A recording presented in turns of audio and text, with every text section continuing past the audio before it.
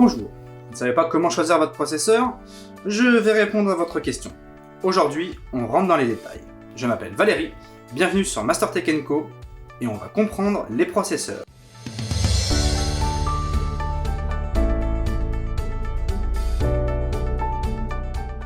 Avant de commencer, dans la précédente vidéo, je vous avais dit que l'on parlerait des cartes mères. Cependant, vous avez d'autres choses à comprendre, tout comme le boîtier, les cartes mères et le dernier composant interne que vous allez devoir choisir. Un ordinateur, c'est comme un jeu de Lego. Et pour que tout s'imbrique parfaitement, il faut choisir les bons composants. Et bien maintenant, nous parlons processeur. Là, vous allez devoir choisir. Qu'avez-vous besoin de faire? Bureautique simple, gaming, photo, rendu vidéo, streaming? Voulez-vous que votre processeur fasse plusieurs choses à la fois ou simplement une seule tâche? Ok, nous allons parler d'Intel.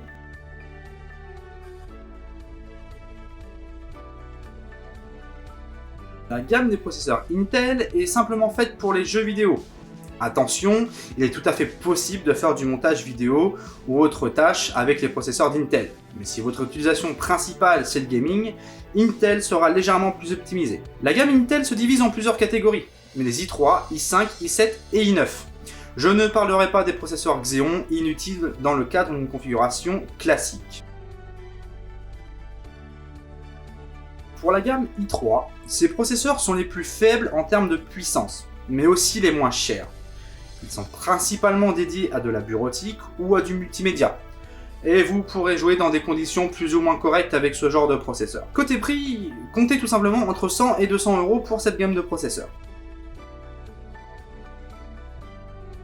Pour la gamme i5, ces processeurs sont faits pour les jeux vidéo, et on commence à pouvoir faire des opérations lourdes, telles que du montage vidéo ou du streaming.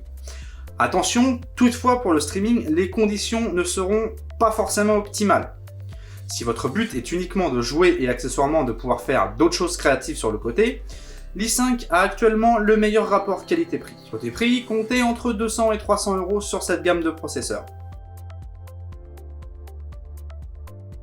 Là, on commence à taper dans le dur. Les processeurs i7 sont généralement faits pour des opérations lourdes, telles que du montage vidéo, rendu 3D, streaming, illustration, etc. Vous pourrez bien entendu jouer sans problème dans de très bonnes conditions, mais si vous ne faites que jouer à des jeux vidéo, un i7 ne sera pas forcément utile. Vous aurez quelques FPS en plus, mais rien d'extraordinaire. Vous pourrez certes légèrement avoir plus de confort, mais si votre budget est limité, passez votre chemin. Niveau budget, comptez entre 300 et 500 € sur cette gamme de processeurs.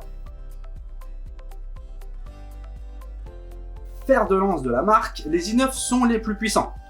Attention toutefois, ils sont dédiés à des tâches lourdes, montage vidéo, rendu 3D, streaming professionnel, illustration et j'en passe.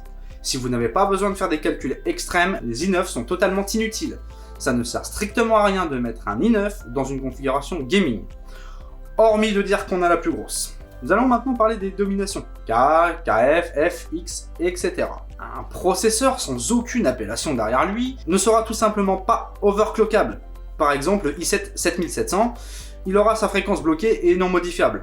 Et cela est vrai aussi pour la gamme des i3 et i5. Les processeurs sans appellation possèdent aussi une carte graphique intégrée. Un processeur avec l'appellation K sera lui overclockable.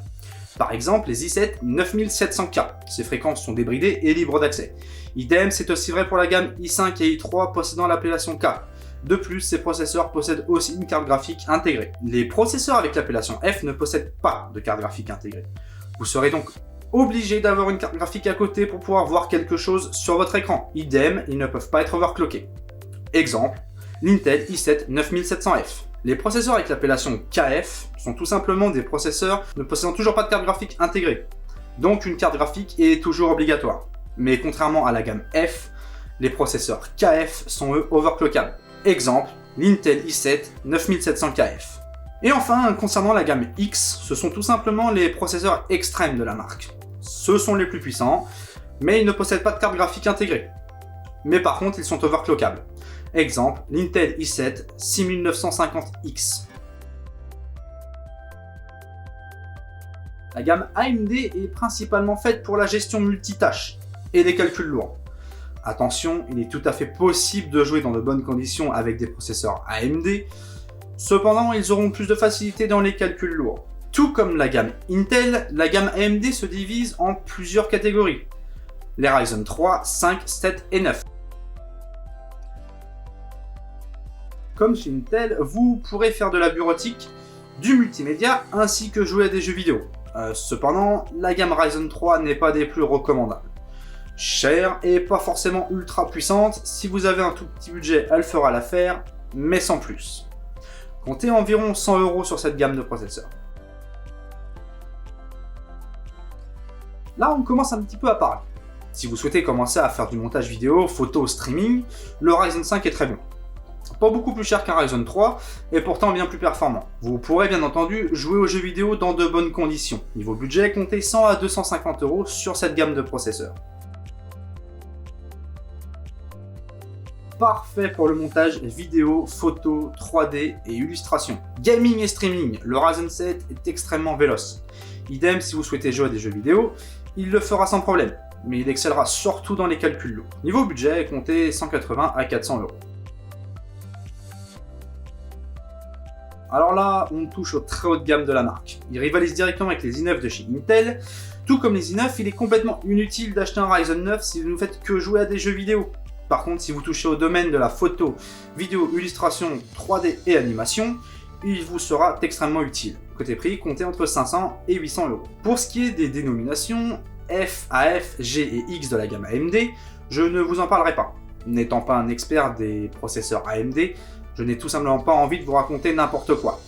Et même après avoir cherché un petit peu, rien que pour ma propre culture, ça reste assez flou. Tout ce que je peux vous dire, c'est que la gamme G possède des cartes graphiques intégrées, et que la gamme X est tout simplement la gamme extrême.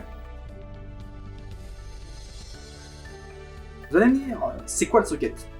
C'est tout simplement le petit emplacement sur votre carte mère, là où vous allez installer votre processeur.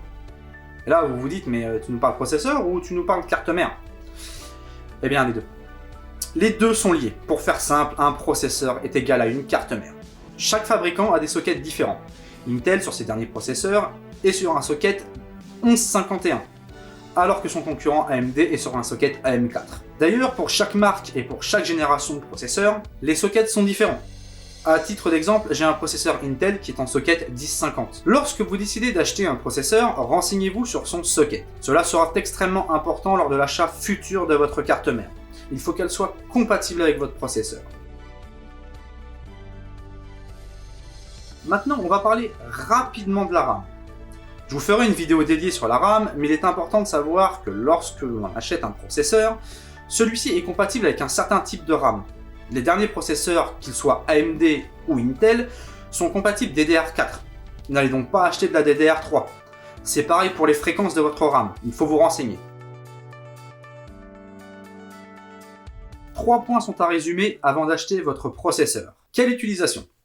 Bureautique, multimédia, gaming, streaming, rendu vidéo, un peu de tout, cela est important. Il faut rester cohérent dans le choix d'une configuration d'ordinateur. C'est bête, mais à titre d'exemple, on ne met pas un moteur de Twingo dans une Ferrari. Si vous achetez un tout petit processeur et que derrière vous lui installez une énorme carte graphique, eh bien elle va juste être bridée par la puissance de votre processeur. Toute votre configuration doit être en accord avec votre utilisation. Vous serez probablement déçu sinon. En connaissant votre utilisation, vous pourrez faire un choix par rapport à la marque. Et ne vous inquiétez pas si vous ne savez pas, les deux marques sur le marché sont très bonnes, dans toutes les utilisations. Cependant, une marque est plus optimisée que l'autre pour faire certaines choses. Je me permets de mettre la vidéo en pause afin de faire une petite aparté quant au choix de la marque. Je vois tout de suite la guerre des clans arriver en mode Intel c'est mieux ou AMD c'est mieux, blablabla. Si vous êtes ici sur cette vidéo, vous n'êtes probablement pas expert dans le domaine de l'informatique, ou professionnel dans le traitement vidéo, audio ou que sais-je encore. Globalement, vous pouvez vous en foutre de la marque. Si vous faites du traitement lourd sur un processeur Intel, vous allez peut-être perdre 5 à 10% de puissance par rapport à AMD. Vous pouvez choisir la marque par affinité.